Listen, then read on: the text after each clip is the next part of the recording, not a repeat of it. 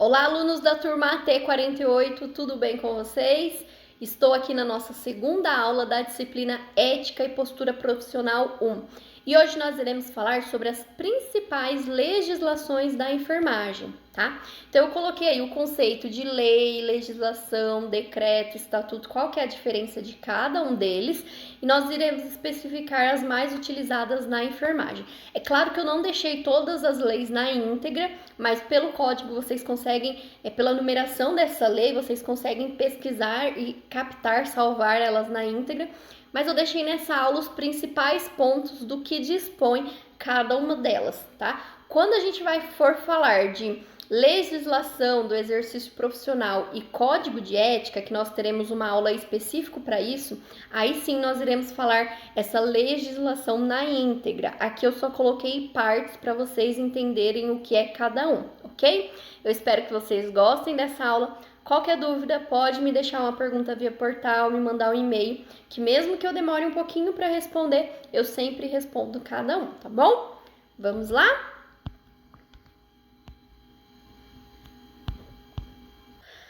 Legislação é um conjunto de leis que regulariza determinada matéria ou ciência, ou ainda um conjunto de leis que organiza a vida de um país, ou seja, o que popularmente se chama de ordem jurídica e que estabelece condutas e ações aceitáveis ou recusáveis de um indivíduo, instituições, empresa, entre outros.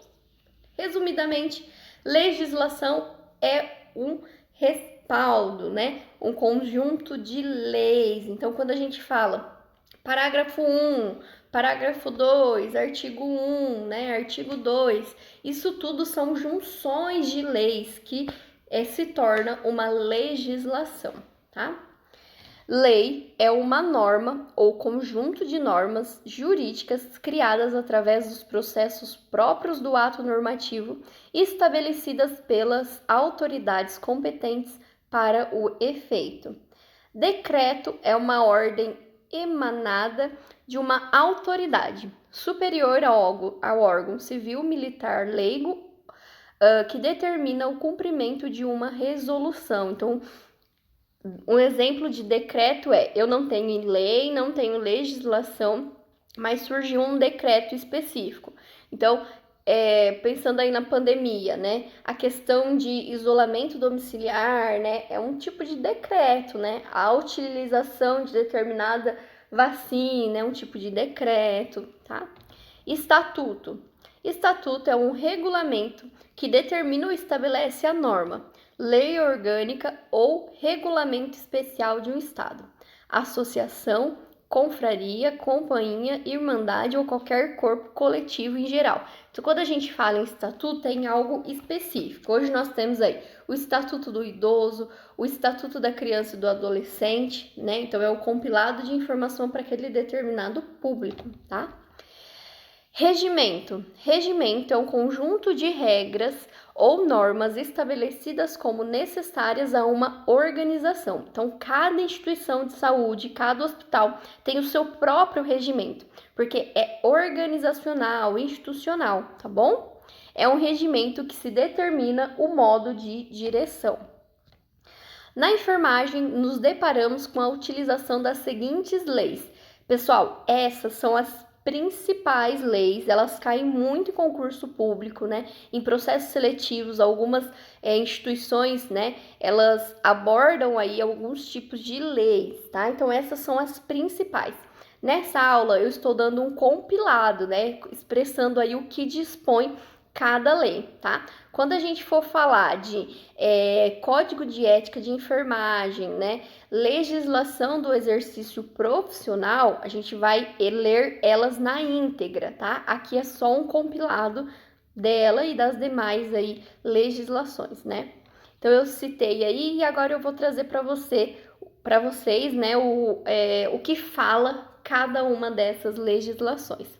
Então, Lei número 5.905, de 12 de julho de 1973, dispõe sobre a criação dos Conselhos Federais e Regionais de Enfermagem e da outras providências. Então foi lá com essa lei, né, 5.905, lá em 1973, que foram criados os primeiros órgãos para representar a enfermagem, né, que são os CORENs e os COFENs, tá bom? Que são os nossos conselhos de classe, tá? Então, no seu artigo 1, ele fala: são criados o Conselho Federal de Enfermagem, o COFEN, e os Conselhos Regionais de Enfermagem, que são os CORENs, constituídos em seu conjunto em uma autarquia, vinculado ao Ministério do Trabalho e Previdência Social. Nós também teremos uma aula que vai falar sobre o COREN, o COFEN, quais as atividades de cada um, porém, nessa lei, ele já traz em detalhes o que é a atribuição de cada conselho e como ele deve ser formado, quantos membros, quando eles devem se reunir, né? Quais são as atividades do Conselho Federal, quais são as atividades do Conselho Regional, tá? Artigo 2. O Conselho Federal e os Conselhos Regionais são órgãos disciplinadores do exercício da profissão do enfermeiro e das demais profissões compreendidas no exercício da enfermagem. O Conselho Federal, lá no artigo 5, terá 9 membros efetivos e igual número de suplentes, de nacionalidade brasileira e portadores de diploma de curso de enfermagem de nível superior. Os conselhos regionais serão instalados em suas respectivas sedes, com 5 a 21 membros e outros tantos suplentes, todos de nacionalidade brasileira, na proporção de 3/5 de enfermeiros e 2/5 de profissionais das demais categorias de pessoal de enfermagem reguladoras em lei. Então, eu sei que em uma aula posterior nós iremos falar isso, mas já adiantando, Conselho Federal é só formado por enfermeiros, né? E cada estado tem o seu Conselho Federal, tá? Opa! Desculpa, pessoal. Conselho Regional, né? Por exemplo, a gente tem lá o Conselho Regional de São Paulo, que fica lá em São Paulo. Porém, ele tem subsedes, né? Que pode ter aqui em Campinas, em São José do Rio Preto, né? São subsedes. Em Conselho Regional, nós temos a atuação de enfermeiros e técnicos de enfermagem, tá? E tanto o Conselho Federal quanto o Conselho Regional de Enfermagem, ele é composto por membros em número ímpar, né? Porque se tiver uma votação, né, nessa votação nunca pode ter empate. Por isso que os membros, eles são em quantidade de número ímpar, tá? Lei 7.498, de 22 de junho de 1986. Dispõe sobre a regulamentação do exercício da enfermagem e da outras providências. Essa também nós vamos ler ela na íntegra numa aula futura, mas só para deixar vocês cientes do que se trata, né? Aqui ela vai falar sobre as atividades do enfermeiro, do técnico, do auxiliar, tá? Essa lei especifica bem o que cada um tem atuação dentro da enfermagem. É livre o exercício da enfermagem em todo o território nacional, observadas as disposições desta lei.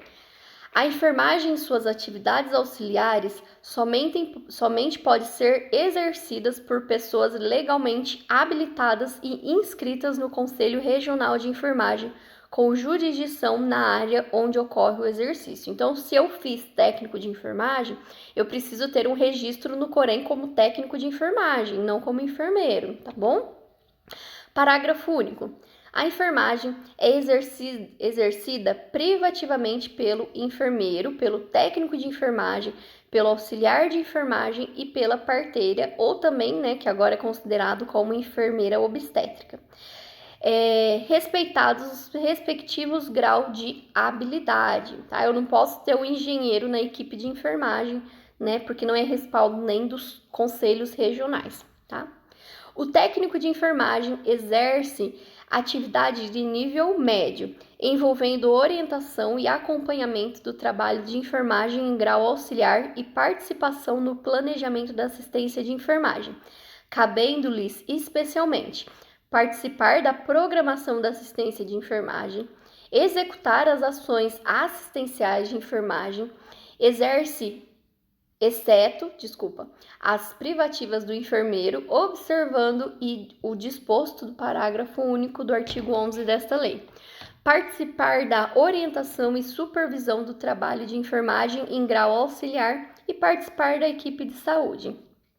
O auxiliar de enfermagem exerce atividades de nível médio de natureza repetitiva, envolvendo serviços auxiliares de enfermagem sob supervisão, bem como a participação em nível de execuções simples em processo de tratamento, cabendo-lhe especialmente observar, reconhecer e descrever sinais e sintomas, executar ações de tratamento simples, prestar cuidados de higiene e conforto ao paciente e participar da equipe de saúde. E aí, dentro dessa lei surgiu um decreto lá em 1987, né, que ele vem dispondo aí também sobre o exercício profissional, mas aí ele engloba a enfermeiro obstétrico, tá bom? Resolução do COREM número 564 de 2017. Essa é a nossa última resolução do Código de Ética dos profissionais de enfermagem. Esse código de ética também nós teremos uma aula específica dele, que a gente vai ler na íntegra esse código de ética, tá? Mas resumindo, ele vai falar sobre os direitos, os deveres, as proibições dos profissionais da enfermagem, tá? Este código de ética aplica-se aos enfermeiros, técnicos de enfermagem, auxiliares de enfermagem e obstetrizes e parteiras, bem como aos atendentes de enfermagem. Capítulo 1 dos direitos. Exercer a enfermagem com liberdade, segurança técnica, científica e ambiental, autonomia e ser tratado sem discriminação de qualquer natureza, segundo os princípios e pressupostos legais, éticos e dos direitos humanos. Artigo 2. Exercer atividades em locais de trabalho livre de riscos e danos e violência física e psicológica à saúde do trabalhador, em respeito à dignidade humana e à proteção dos direitos dos profissionais de enfermagem. Dos deveres, né? Exercer a profissão com justiça, compromisso, equidade, resolutividade, dignidade, competência, responsabilidade, honestidade e lealdade. Artigo 25. Fundamentar sua relação no direito, na prudência, no respeito, na solidariedade e na diversidade de opiniões e posição ideológica. Das proibições, né? Executar e ou determinar atos contratórios ao Código de Ética e à legislação que disciplina o exercício da enfermagem. Executar atividades que não sejam suas competências técnicas. Então, um técnico ele não pode fazer, né, o que é atribuído ao enfermeiro, né, em específico, por exemplo, uma passagem de sonda vesical. Já antigamente o técnico podia passar, mas pelo COREM, né, desde 2017, 18, isso é uma atribuição do enfermeiro. Então, o técnico ele não pode realizar isso, tá? Quando a gente fala aí, né, das proibições, entra também não só o paciente, a pessoa, a família e até mesmo a coletividade, né? As penalidades a serem impostas pelo sistema COFEN e COREM, né, conforme o que determina no artigo 18 da Lei 5.905, de 12 de junho de 1983, são as seguintes: advertência verbal, multa, censura, suspensão do exercício profissional e cassação do direito ao exercício profissional. Quando a gente estiver estudando sobre COREM e COFEN, eu vou entrar em detalhes, né, sobre essas advertências, tá bom? Essas penalidades aí que podem provir aí do COREM ou do COFEN. E Constituição Federal, né, do artigo 196 ao 200, ele vai falar sobre questões da saúde. Então, ele diz lá que saúde é um dever, é um direito de todos e um dever do Estado. Então, é nesses artigos que vai falar o que a Constituição Federal deve provir quanto à saúde, tá? Seção 2 da saúde. No artigo 196, A saúde é um direito de todos e dever do Estado, garantido mediante políticas sociais e econômicas que visem a redução de risco de doenças e outros agravos e ao acesso universal e igualitário às ações e serviços para sua promoção, proteção e recuperação. Né? Então, aí fala que é um dever do Estado, né, as questões de saúde pública, né, de todo o Brasil aí em si, tá? De cada estado específico. São de relevância pública as ações e serviços de saúde, cabendo ao poder público dispor, nos termos da lei, sobre suas regulamentação, fiscalização e controle, devendo sua execução ser feita diretamente ou através de terceiros e também por pessoas físicas ou jurídicas de direito privado. As ações e serviços públicos de saúde integram uma rede regionalizada e hierarquizada e constituem um sistema único, organizado de acordo com as seguintes diretrizes: descentralização em direção única, né, de cada esfera de governo, ou seja, começa lá no governo, estado, município, tá? Atendimento integral, então é um atendimento completo para aquele indivíduo, né? Com prioridade para as atividades preventivas e sem prejuízo nos serviços assistenciais.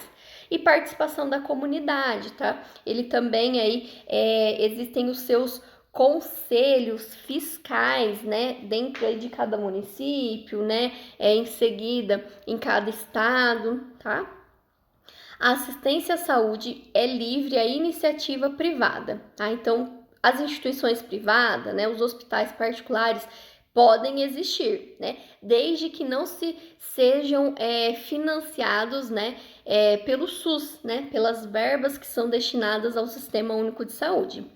As instituições privadas poderão participar de forma complementar do Sistema Único de Saúde, segundo diretrizes desses, mediante contrato de direito público ou convênio, tendo preferência às entidades filantrópicas ou às de fins lucrativos. É vedada a destinação aos recursos públicos para auxílios ou subvenção às instituições privadas com fins lucrativos. E o artigo 200, ele fala o seguinte: ao Sistema Único de Saúde compete, além de suas atribuições nos termos da lei, né? Controlar e fiscalizar procedimentos, produtos e substâncias de interesse para a saúde e participar da produção de medicamentos e equipamentos imunobiológicos, hemoderivados e outros insumos. Executar as ações de vigilância sanitária e epidemiológica, bem como as de saúde do trabalhador. Então, essa Constituição Federal, né, do artigo 196 a 200, ele vai falar muito respaldo, não é nem o respaldo, é mais a questão de obrigação mesmo dos estados, do governo, né, de apoio na saúde pública aí do Brasil, tá? Lei 8.080, de 19 de setembro de 1990, é a lei que regulamenta aí o SUS, né? A gente vai ter uma aula sobre SUS, ele foi criado em 1988, porém só teve uma lei, né, que resguardou ele em 1990, tá? Dispõe sobre as condições para a promoção, proteção e recuperação da saúde, a organização e o funcionamento dos serviços correspondentes de outras providências. Então, é nessa lei, né, que ele vai falar aí sobre os direitos do ser humano, né? A gente vai falar aí de descentralização, integridade, equidade, tá? Isso nós iremos entrar em detalhes aí nas próximas aulas também, tá bom? Esta lei regula, em todo o território nacional, as ações e serviços de saúde executados isolado ou conjuntamente, em caráter permanente ou eventual, por pessoas naturais ou jurídicas de direitos públicos ou privados. A saúde é um direito fundamental do ser humano, devendo o Estado promover as condições indispensáveis ao seu pleno exercício. O poder do Estado de garantir a saúde consiste na formação e execução de políticas econômicas e sociais que visam a redução de riscos e doenças e de outros agravos e de estabelecimento de condições que assegurem acesso universal e igualitário às ações e aos serviços para sua promoção, proteção e recuperação. E a partir dessa lei aí de 1990, né, surgiu como mais que um anexo, né, uma outra lei que derivou, né, complementar a essa lei 8.142, que ela dispõe sobre a participação da comunidade, né? Então, a comunidade, na fiscalização, né, do SUS, ela pode participar, desde que das seguintes formas: conferência de saúde ou os conselhos de saúde. Cada município ele tem o seu conselho de saúde, e nessa legislação ele dissemina, né, diz, né, o conceito de cada um, quantos membros deve ter cada conselho, cada conferência, e esses conselhos eles podem ser ter a participação aí dos usuários do SUS, né? A população que faz uso do SUS é uma parcela, se eu não me engano é 50%. Nós iremos ver isso nas próximas aulas, tá? Então, a Lei 8.142, de 28 de dezembro de 1990, né, que teve uma outra lei complementar aí em 93, dispõe sobre a participação da comunidade na gestão do Sistema Único de Saúde e sobre as transferências intergovernamentais de recursos financeiros da área da saúde e de outras providências. Então, ele fala lá que o Sistema Único de Saúde se trata da lei que se trata a Lei 8.080, de 19 de setembro de 90, contará em cada esfera do governo, sem prejuízo das funções do poder legislativo, com as seguintes instâncias colegiadas, que é a Conferência de Saúde e o Conselho de Saúde. E essa lei, ela dissemina aí como que funciona, quais são os participantes, o que fiscaliza um conselho, o que fiscaliza uma conferência, tá bom? Pessoal, espero que vocês tenham gostado dessa nossa aula. Legislação é algo que nós precisamos ter um pouco mais de atenção, ler, reler, tá bom? Hoje na nossa aula eu deixei um conteúdo mais teórico, mas nas próximas aulas, né, eu vou estar deixando disponível as leis na íntegra, principalmente das que a gente vai falar sobre código de ética profissional, né, e a lei do exercício de enfermagem, tá bom? Eu espero que vocês tenham gostado. Muito obrigada pela participação e nós iremos nos falando. Beijinho para vocês e até a nossa próxima aula.